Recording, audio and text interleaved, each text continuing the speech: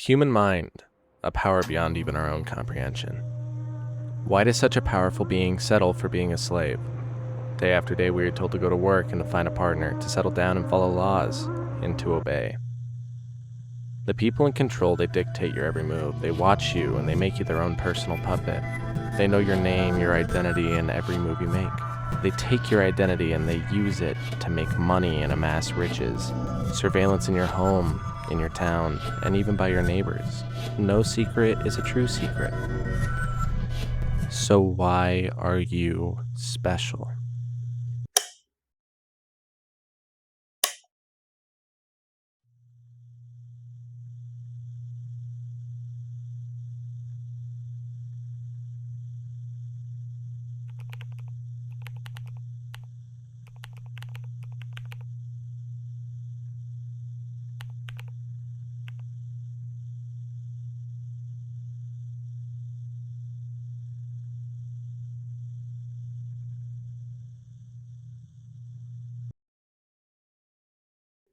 Anyone who has played Roblox in the early 2000s to 2010s knows how vibrant and full of life it was. Games like Royal High, Natural Disaster Survival, or even the thousands of tycoons, they ran the website during this time. Roblox was a place for the people by the people. Millions of people across the world could create endless worlds, play their own god, and control lands once thought impossible, all with a simple tool, Roblox. Growing up, this was a place to explore and meet new people. I mean, as all good things go, grooming, manipulation, and greed ruined it. So what happened? Poor business decisions to make more money. Roblox changed from a community-built world to a controlled web game designed for money. As Roblox lured more children into playing the game with brighter colors and more child-friendly games, wallets grew and children became unsafe. Roblox would then add age verifications, which at first glance isn't a bad thing. But now Roblox knows your identity. To obtain certain perks, you have to send in your ID, your license, or even your birth certificate in order to protect children from a platform they design to lure and groom children. Now you have to give up your own privacy. Obey, obey, obey.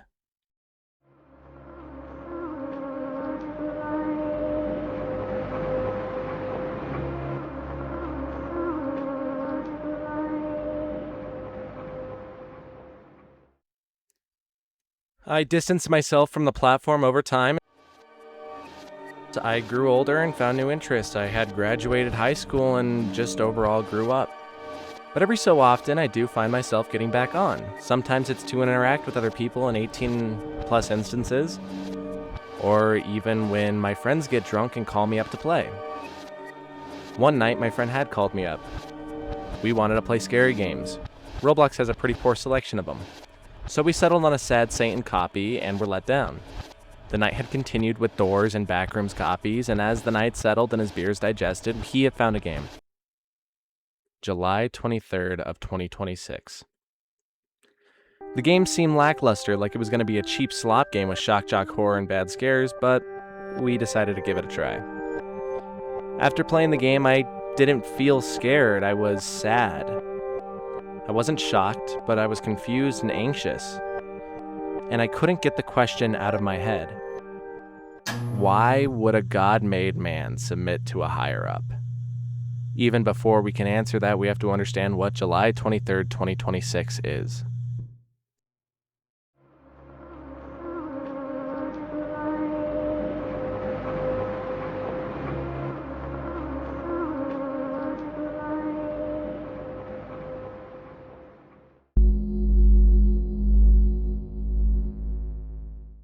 Loading into the game, you are greeted with digital grainy ambience, the kind of which makes you feel unreal and disconnected. Along with the noise, the skybox is tilted on its side, and you are placed on a black platform with a triangle at its end. As you approach, you notice the floor is made of glass and 2 Roblox men are holding it up.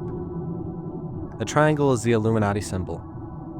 As you touch the triangle, the platform vanishes, and a wave of noise floods your ears. You are alone in the skybox now. Just briefly before you move on to the next section of the game. You are in a circus dancing. Robloxians are stretched out and distorted, held up by marionette strings. The screen pulses in and out to the beat of a song as the circus lights change from red to blue to green. The song is a reverse version of Chinese patriotic song I Love Beijing Tiananmen, but with no vocals. Upon looking up, you see a face smiling back at you. This is Yoshi, the infamous face from indie horror game Death Forest, which was popular on Roblox during the 2010s. The circus has no danger, there is no threat, and nothing can hurt you. But a panic sets in nonetheless. As you look around, a ramp sits on the wall with a triangle upon it. You touch it. Looking back at the circus, the Robloxians lose their color and are black figures that ragdoll out of control. The beat cuts out as the isolated vocal track turns on. You feel alone. The darkness consumes the room and the only thing that's unchanged is the face. Then you get transported to a new place.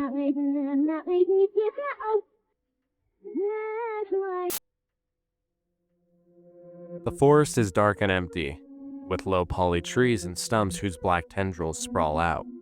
The game music is melancholy and is very reminiscent of the Song of Healing from Ocarina of Time. But the song is muffled and uncanny. It barely resembles a tune. As you walk around the surroundings, they turn purple as warbles fill your ears. The forest then turns black and white in a flicker before regaining its color. There's a face here. The face doesn't pursue you, the face just kind of wanders. As you can see its expression change. As you walk some more, the face charges at you and it screams at you in an electronic tone, before turning the forest into a dark void with dead trees. The triangle is in the middle. Nothing else is left, just the trees. So, you walk towards the triangle. And as you go to touch it, the face charges at you, one last time, before the screen cuts to black.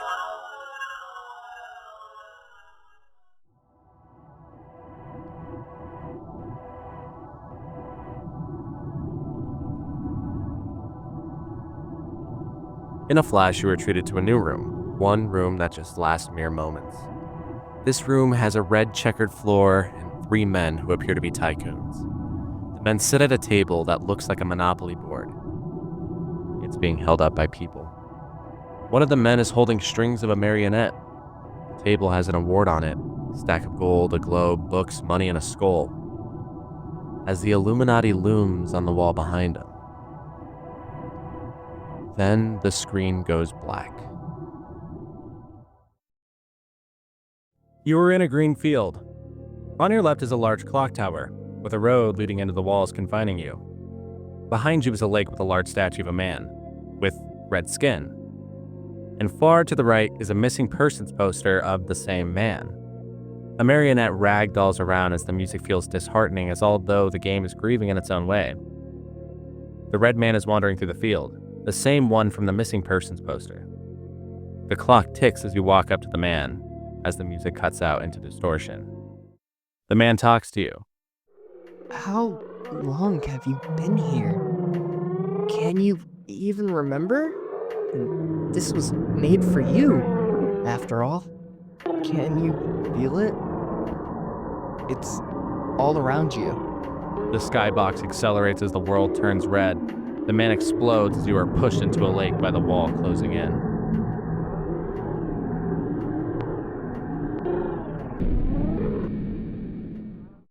The lake is dark with nothing but a triangle looming in it. The triangle pulses to a reverse version of General Elise, a buckshot roulette song.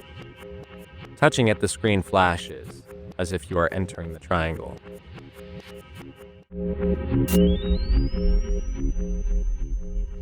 You are on a boat. In front of you is a Roman-built building, one that looks like something you would find out of an ancient city. And behind you is an island. A lighthouse sits far across the shore and it's dark outside. You walk onto the island. Scaling a small hill, you hear flesh and squirming as your screen pulses. This feels angry and painful. There is a man in the tree. The tree is red with black holes. It's organic, almost animal-like. The man has no arms, no legs, and a persistent smile. You talk to the man and are placed in a small dialogue scene.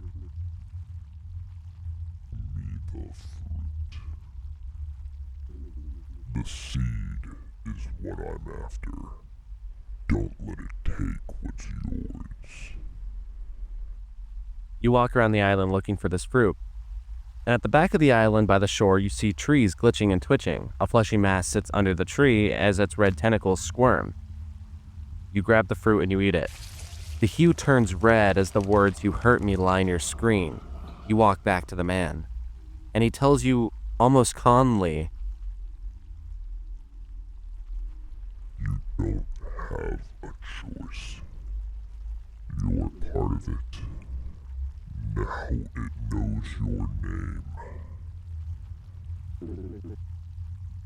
He then tells you to obey as the triangle comes out of his mouth.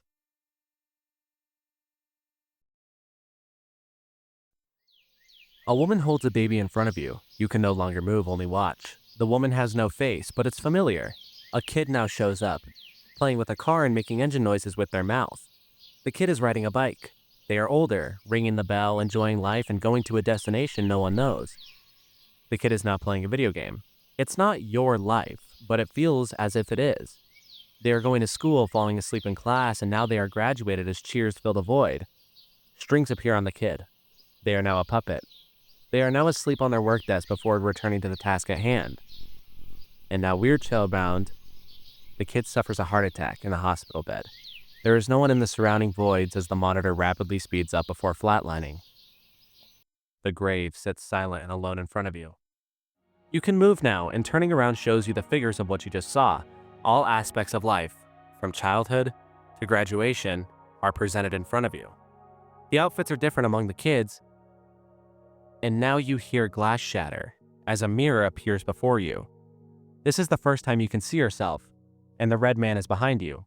He asks you, Are you any different? You get sent to the void with nothing but a triangle. The triangle is different this time, though. It has no pupil. You arrive on a train, rusted and bright red as the windows look like they were made of flesh.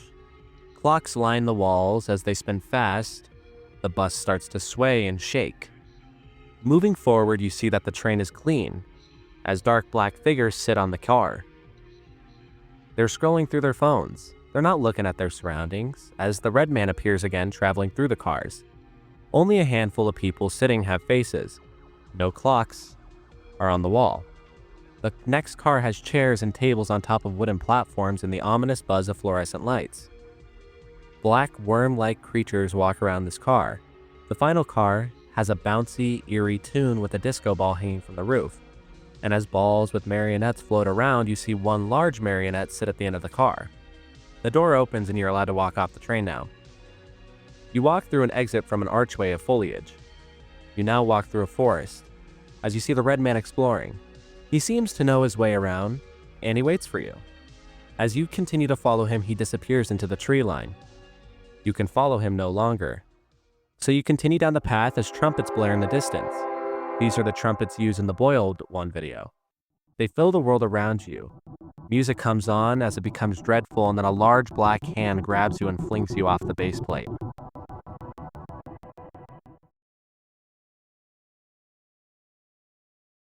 Digital buzzing now looms over you. You are in a padded room. Whispers and groans, they beckon you as the room's colors turn iridescent. Black roots line the ceilings as the noise grows, and your vision pulses in and out. There is a door, and the red man is desperately trying to force it open. The door finally opens, and the lights turn on. The world's colors, they're not abstracted like the rest of the game. It's a normal game. You walk through the cave and you are greeted by an open area with a lone tree. Cages sit under the tree as two Robloxians are having a conversation. It's a simple, normal one. I thought you were ignoring me.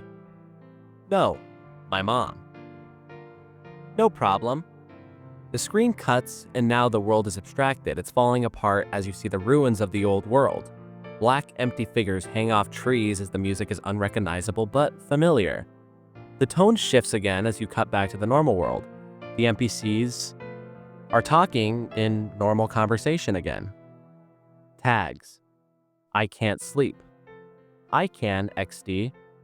The music is more cheerful but still filled with agony. The room flashes back and forth between the old and the new as you notice how devastated this world has become. Objects clip into the floor, and as colors no longer make sense, walking around, You notice that every NPC is interacting with each other in normal, mundane conversations. What are you listening to right now? Nothing. Cool update. It shifts, and the black figures strung on the trees flail and jitter. The longer you stay, the more the conversations escalate. But as you switch back to the present one more time, the music groans and whines as now it's even slower than before. Blue and yellow orbs float around as you walk through a massive door, right on the cave wall. The door opens as the music is no longer music. The hallway is lined with portraits, and as you look at the walls, you notice there are portraits of your friends. Walking down the hall, it's medieval and structured like a castle. Almost. Suits of armor sit along the wall and bookcases tower over you. The place is lit by candles and chandeliers. As you continue forward with the intimate photos of your friends who look back at you, they're almost watching. There's a door at the end of the hallway. Approaching the door, you hear mean wails and cries. This man is in agony as deep voices pierce the wooden door. But he isn't behind the door. You turn around and walk backwards towards the entrance. A squelch of flesh grows as his voice does. It looks like a man, but with punctured holes as if his skin were taken. The strings holding him up are a part of him now, grown into organic matter. It became him. As the whines grows, he charges at you. As you try to run but cannot escape, he grabs you, as you are now put into a ball of meat. The music becomes disordered and off. Something is above you. A red star made of tentacles smiles at you. You try to run, but you can't. So, you approach the star. The face grows as the mask shifts around you. A video plays. A man attached to a rope tries to exit, only for the open door to close as he approaches. What sounds like garbled speech emanates from this video. Something flashes for a brief moment before coming back to the video. He cannot escape. Another image flashes before the video finishes. The door is fully closed as the man stands in front of it. Before sending you back, one last image flashes. The hallway is flipped on its side, the colors now shifting hues every way you look. Gravity no longer applies to this room. You can walk on the floor, walls, or even ceiling. Red ichor fills the room as disfigured creatures with red skin scuttle and shift around the floor. It's now consuming the room that you are in. The music is gone, just the ambiance and noise of the creatures. You touch them. The walls shift as your friends' faces are gone and uncanny. It has shifted into a smiling man with a horrific face as the ambience sets to panic. The room is telling you that you are no longer welcome. The music changes into loud, undefinable horns. You run to the door as you try to get out. It's open now. You walk onto an elevator. It takes you up into a clean and artificial place. The lights turn on, and the colors go back to normal. Computer static sits as chairs line the terminals. Your friends are placed in tubes, static and unresponsive. This is nothing like you have ever seen. It's clean and well kept. The computers are decrypting something. You notice walking to the window, you see a large geometric shape spinning and becoming unstable. The date 7/23/26 appears for a moment before taking you to a new game. When the game is over, you are placed into a normal Roblox template game, so you'll even rejoin to see maybe if you can find something different. Joining back, you are placed in the same template game. You are only allowed to play it once.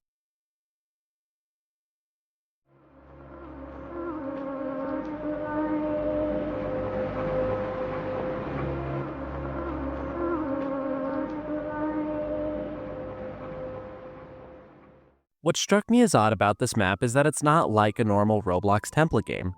Sure, it has some similarities, but what struck me was the fact that the game is part of this map. Stuff like a train being derailed or a clock sitting on a tree. Scaling around the map, not much was to be uncovered. Just the typical strangeness of the main game. But stuck underneath the template map, I found a lone tree sitting at the bottom. When I played the game, there was avatars that were stuck to it. Unnamed, just faces. That was it. But how could it be? A game so well developed ended on such a dull note. This wasn't going to cut it for me, so I did more investigation on this post-game lobby. Hey guys, Editor Chris here, just letting you guys know that I'm kind of late to the party a little bit, but a lot of the stuff I talk about in this section are not important information to the story or was debunked at the time of me editing this video. So I encourage you guys to stay around and listen to it, but if you don't, here's the timestamp to skip ahead.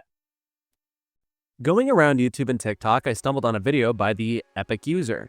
The video is titled, "I Solved the Lore Behind Roblox's Most Mysterious Game." It's disturbing. It's a rather normal analysis of the game, but one thing that struck out to me was around the 3-minute and 30-minute mark. He says there is an obby that you need to complete. In my game, the obby was gone, replaced by the tree.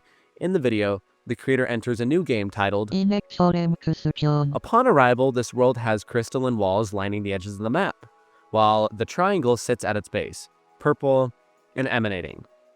A few things that stuck out to me were the names. On first glance, it looks like nothing, but I figured it could possibly be an anagram of nature and machine. But other than that, my findings came up short. Upon further investigation, playing through the post-game, I met two users, Deity0920 and Vale, one of which said the game contained a phone number, and that he would call it and report back with the findings. As our conversation grew, someone new joined the game, Levante. Levante was strange. He kept saying things like, "I know the true story, all will be revealed," and "You guys aren't close to solving this without understanding the forbidden fruit." He also accused us of being AI. Deity on Discord had messaged me this. I tried to organize the very little I have. Levante told me about this little sign and how the cube is a hexagon. Now the hexagon relates to Saturn. Saturn is being interpreted in multiple ways, God's domain or hell being the most common. After that trickle of information, he withheld the rest. He told me I spoke like an AI, looked demonic, and wasn't going to be fed any more information. I also got another date from Poster Boy. August 19th, 2019, the day Roblox updated Avatar significantly with UGCS items. I don't know the source for where he found the date or why it relates at all. From my findings, I noticed surrounding the game, the people who knew stuff were paranoid, and the people that don't know stuff are oblivious. This mystery is no longer an ARG, but rather something different.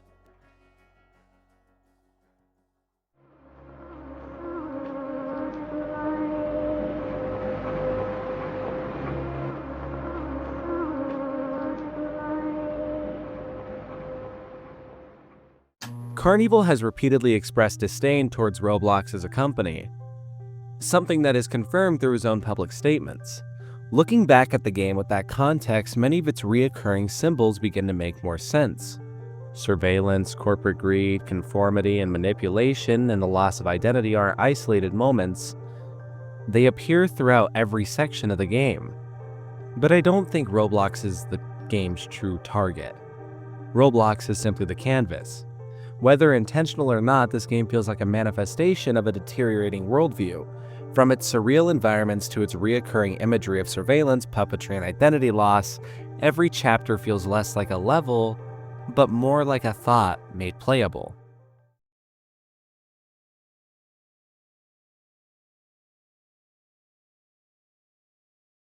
This section is very heavy on community-based investigation. There is no evidence but what the developer has stated. To understand these messages in the game, we must also understand what may have caused something of this caliber to be created. Carnival, the user behind this game, has gone on to record and state that July 23rd is the date both his game and the account will be banned, just like Tubers93 did. How he will achieve this is under speculation. How Carnival speaks about his ban is rather cryptic, with comments such as, "I did some digging, Roblox couldn't patch certain stuff," and "I work with him, I know all the models he'd run on a game like Meep City, and you'd think a billion-dollar company like Roblox would fix it." Carnival seems to want to target Roblox as a company. "I know a few admins, I'm capable of a lot, I was going to be one. So here's what's going to happen. Respect me, because I will change everything on that date. When reading these messages, they have almost a hatred and disdain. But why? According to the community, anonymous sources have also shown that he's not in a good mental state, psychotic even. He's also very commanding towards others in the game, trying to act as if he's a leader. And anonymous sources state that he actually finds comfort in being around people in the game. Nia. She is someone who is supposedly dated Carnival. Their relationship would only last 2 years after Carnival was cheated on with another user, Zuko. This is known from a trusted anonymous sources. This incident seems to be the root cause of Carnival's mental issues. Nia is both a real person and a character in the story. She is implied to be dead. Zuko is one of the more important characters of the story, but for a different reason. He's both a real person and a character in the story. Outside of the story, he is one behind the ARG and the developer of the main game, alongside D_PE. D_PE is unknown. In the story, Zuko was Carnival's friend. That was until Nia had cheated. Carnival would spiral due to this. 3 years after, he would contact Zuko in order to blackmail him so he would help with the game and spy on the server. Neo is the most mysterious person on the list. Not much is given on this person other than, according to Carnival, he did something very mean. We don't know what this is. He is Nia's brother. Max. This name is the least important. This was Karn's old alias. This would be backed by Discord screenshots. And this is the account that would have dated Nia. Discord user R0 would give me this Google Doc containing information of the people involved. According to him, this info can be trusted wasn't made by lurkers or trolls. The guys who I helped crack the cipher gave it to me. And according to R0, the events of the story started roughly 3 to 4 years ago. I also got a testament from a guy who was supposedly met Neo. Neo told him he sacrificed Nia and Max for Karn. There was indeed a cult, and Neo sacrificed Max and Nia with the dev's influence. This gives some more insight on the possible death of Nia, but once again, this does not add up. How could Neo kill Max when Max is Karn? To me, Max wasn't sacrificed. Rather, the idea of Max died when his relationship died. Max was Karn, but now Max is dead, and Carnival is all that's left. You are a sheep, just one more cog in the machine. The game makes that idea clear. Every interaction, every room, every symbol reinforces that same idea. Your identity does not matter. During its quietest moments, you feel watched, and in its loudest, you're manipulated. It wants you to become comfortable with whatever they're planning. They are pulling the strings, and they're going to until being controlled no longer feels frightening, but rather ordinary.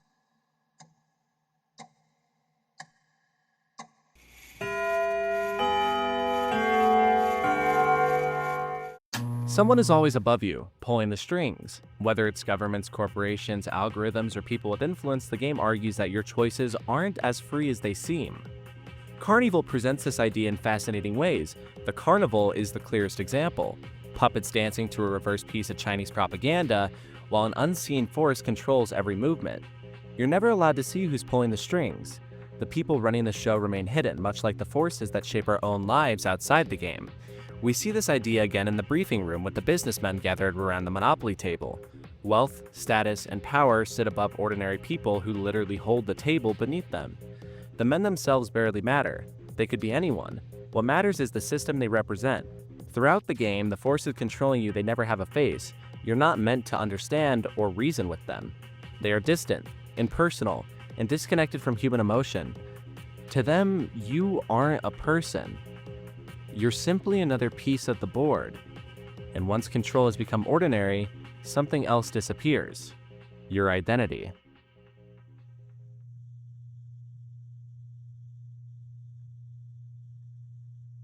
The game's second major theme is identity, the cries for help from the mangled puppets, the cycle from birth to death. The reoccurring marionettes all reinforce that same idea. You are not unique. Every major location asks the same question.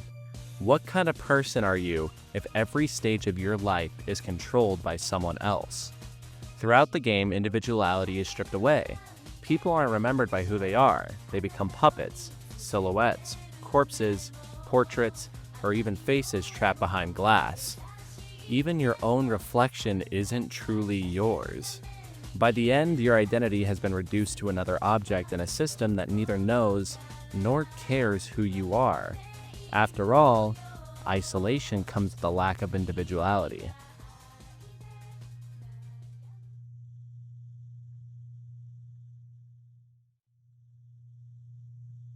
Isolation is perhaps the cruelest part of July 23rd, 2026. It's not that you're controlled, it's that you're alone. Every room is filled with life, conversation, or movement, but none of it belongs to you. You are rather an observer, not a participant, watching a world that no longer has a place for you. Carnival's own story mirrors this idea. According to the accounts surrounding him, the collapse of his relationship with Nia became that defining point of his life. Whether every detail is true or not, isolation appears to be the emotional foundation on which this entire game was built.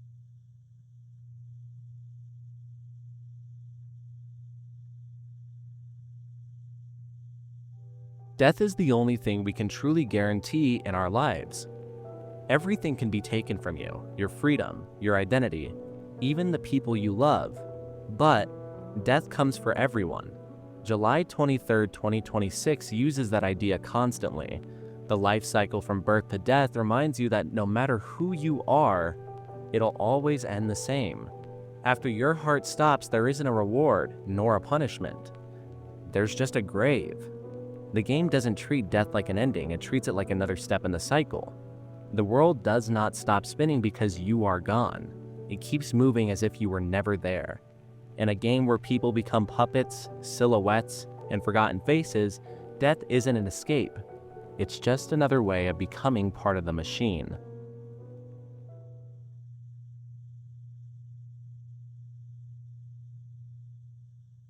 Death isn't the end.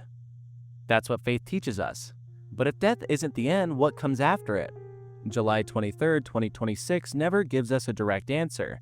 Instead, it fills its world with biblical imagery: the forbidden fruit, temptation, obedience, sacrifice, and creation. Whether these symbols are meant literally or metaphorically, they all point to the same question: do you truly have free will? The forbidden fruit is one of the game's strongest symbols. In Genesis, eating the fruit gave Adam and Eve knowledge. They became aware of themselves and the world around them. In July 23rd, 2026, the fruit seems to serve a similar purpose.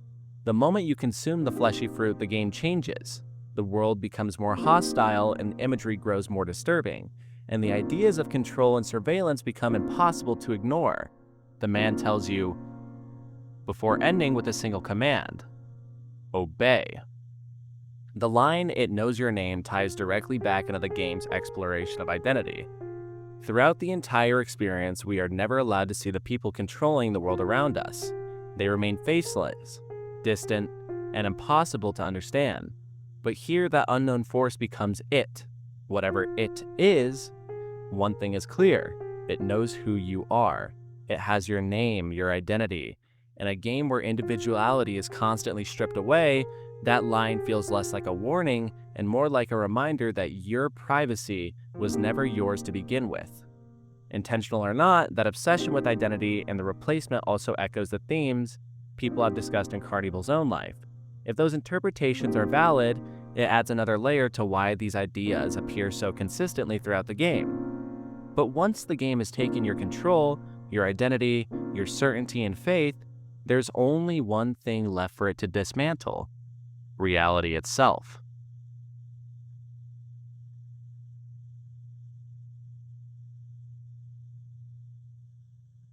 Throughout the game, reality is never stable. The sky twists on its side, colors pulse without warning, and familiar places rot into something unrecognizable. And gravity itself stops making sense. These ideas weren't invented by July 23rd, 2026. Much of the game's surreal design can be traced back to LSD Dream Emulator, one of the most influential surreal games ever made. Released on the PlayStation in 1998, LSD Dream Emulator was terrifying, but not in the way horror games are today. There's no jump scares, no monsters chasing you, and no real way to lose. Instead, the fear comes from something much more psychological. The game slowly dismantles your understanding of reality itself. When reality begins to break down, people naturally cling to what they know. LSD Dream Emulator never lets you do that. It fills the world with familiar places and familiar objects, but nothing behaves the way it should. That feeling of recognizing something while knowing it's fundamentally wrong is what makes the game so unsettling. July 23, 2026 uses that same philosophy to reflect on the state of its own world. As the game progresses, reality doesn't simply become stranger, it becomes much less coherent. Places decay, conversations repeat, architecture mutates into flesh, and the rules that once grounded the player disappear entirely. Looking back at Carnival's public statements and the stories shared by people around him, it's difficult not to notice a similar pattern. The boundaries between reality, symbolism, and personal experience start to blur. Whether that's a deliberate artistic choice or the result of something more personal is impossible to know. But what is clear is that the game's world seems to deteriorate alongside the ideas it explores.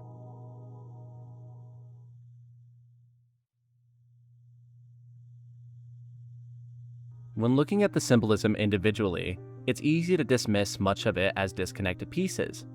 Together, however, they paint a masterpiece of a world slowly falling apart. The game doesn't ask you to solve a mystery, instead it gives you an opportunity to look inside the mind of someone who's broken by reality of the world around them. July 23, 2026 presents a worldview where institutions control people, identity is temporary, and isolation is inevitable. Death changes nothing. Religion raises more questions than answers, and reality itself can no longer be trusted. Carnival's abandonment became the catalyst for that worldview. Obsession consumed him. Neo murders Max and Nia, while Max dies metaphorically, leaving only Carnival behind. Whether these events are literal or symbolic matters less than what they even represent. This isn't a story about governments, corporation, or surveillance. Those ideas are merely symptoms. At its core, this game, it's about grief and loss. Every stage of grief can be found somewhere. Denial, anger, bargaining, depression, but never acceptance. Instead, authority becomes oppression, reality becomes unstable, religion becomes uncertainty, identity becomes replaceable, and death becomes meaningless. Isolation then becomes permanent. The symbols aren't a destination, they're a language Carnival uses to express a worldview shaped by grief. Grief doesn't always destroy someone overnight. Sometimes it quietly reshapes the way they see everything around them. The world becomes colder. People become harder to trust. Institutions become enemies. Reality begins to feel unstable. Whether July 23, 2026 is autobiographical or purely fiction, it doesn't matter. What remains is a game that allows the player to experience that worldview firsthand. You aren't simply observing someone else's paranoia, you spend the entire game living inside it.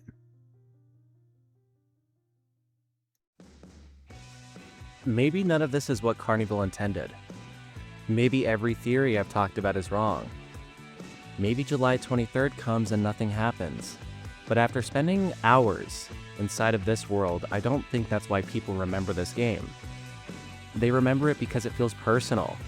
It doesn't ask you to survive, it asks you to think about control, about identity, about grief, and all the terrifying possibilities that the scariest parts of this game aren't fictional at all.